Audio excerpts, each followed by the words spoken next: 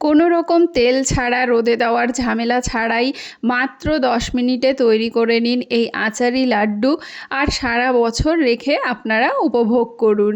এটা খেতে কিন্তু খুব ভালো হয়, তাই আম শেষ হয়ে যাবার আগে অবশ্যই এই আচারি লাড্ডুর রেসিপিটি আপনারা তৈরি করে রাখুন।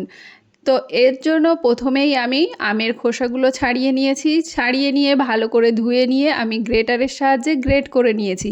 গ্রেট করে নিয়ে আমের যে এক্সট্রা রসটা আছে সেটা আমি চিপে চিপে বের করে নিচ্ছি।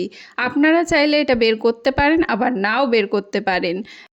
রসটা বের করে দিলে কি হবে যে রান্নার সময়টা কম লাগবে, আর আপনারা গুড়ের পরিমাণটাও কম দিতে পারবেন, কারণ টক অনেকটাই কমে যাবে। তার জন্য আমি রসটা বের করে নিলাম। আপনারা চাইলে বের করবেন, না চাইলে না করবেন।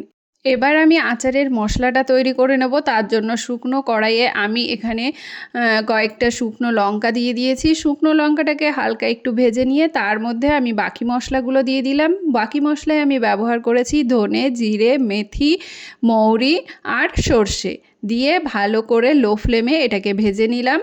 মশলাটাকে ভেজে নিয়ে আমি নামিয়ে রেখে দিলাম। এবার আমি এই আমটাকে মেপে দিয়ে দিলাম। যে বাটিতে আমি মেপে আম দিয়েছি সেই বাটিরই আমি মেপে গুড়টাও ব্যবহার করলাম। আমি যতটা আম নিয়েছি তার 4 ভাগের 3 ভাগ আমি এখানে গুড় ব্যবহার করেছি। তবে গুড়টাকে আপনারা সামান্য কম বেশি করে নিতে পারেন, কোনো অসুবিধা নেই। এবার গুড়টাকে আমি খুব ভালো করে মিশিয়ে নেব আমের সঙ্গে। এই দেখুন, আমের সঙ্গে গুড়টাকে খুব ভালো করে মিশিয়ে নেওয়ার পর আমি কিন্তু গ্যাসের ফ্লেমটা অন করে দেব।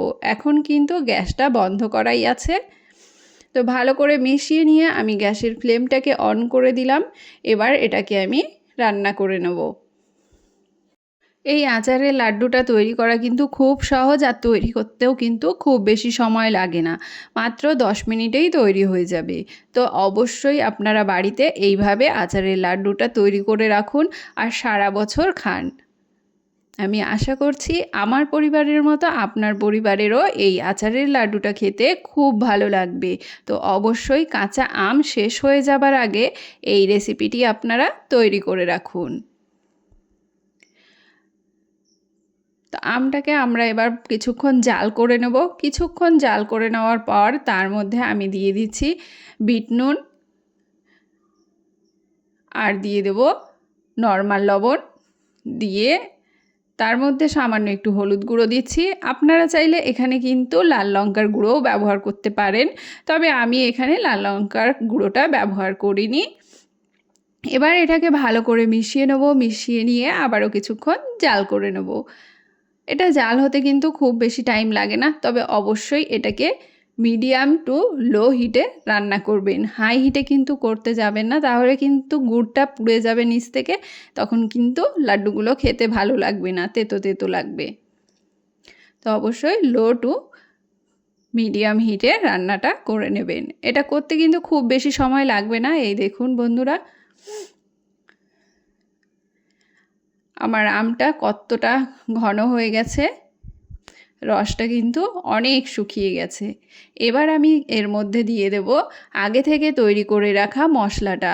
মশলাটাকে আমি কিন্তু একদম গুঁড়ো করিনি। এই দেখুন বন্ধুরা, মশলাটা কিন্তু হালকা দানা দানা আছে, এরকমই ক্রাশ করে নিতে হবে। নিয়ে আমি পরিমাণ মতো মশলা এখানে দিয়ে দিলাম।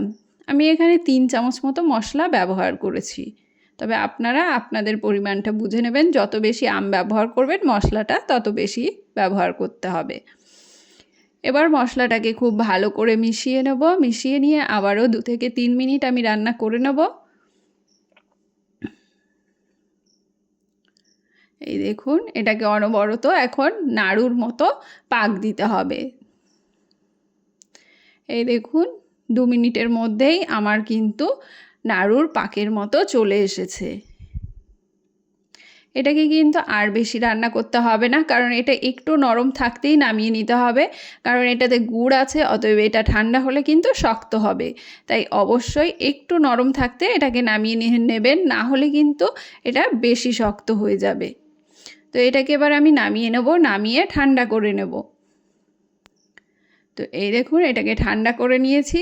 ঠান্ডা করে নিয়ে আমি এবার নাড়ুগুলো তৈরি করে নেব। তবে নাড়ুগুলো তৈরি করার আগে হাতে কিন্তু সামান্য একটু সর্ষের তেল লাগিয়ে নেবেন, তাহলে খুব ভালো হবে। এই দেখেন নাড়ুগুলো তৈরি করে নিচ্ছি। তো এইভাবেই আমি সমস্ত নাড়ুগুলো তৈরি করে নেব। তো আজকের রেসিপি আপনাদের কেমন লাগলো অবশ্যই কমেন্ট করে জানাবেন। রেসিপি ভালো লাগলে লাইক শেয়ার করে চ্যানেলটিকে সাবস্ক্রাইব করতে কিন্তু একদম ভুলবেন না। দেখা হবে আরেকটি নতুন রেসিপির সঙ্গে। ততক্ষণের জন্য সকলে ভালো থাকবেন, সুস্থ থাকবেন। টাটা।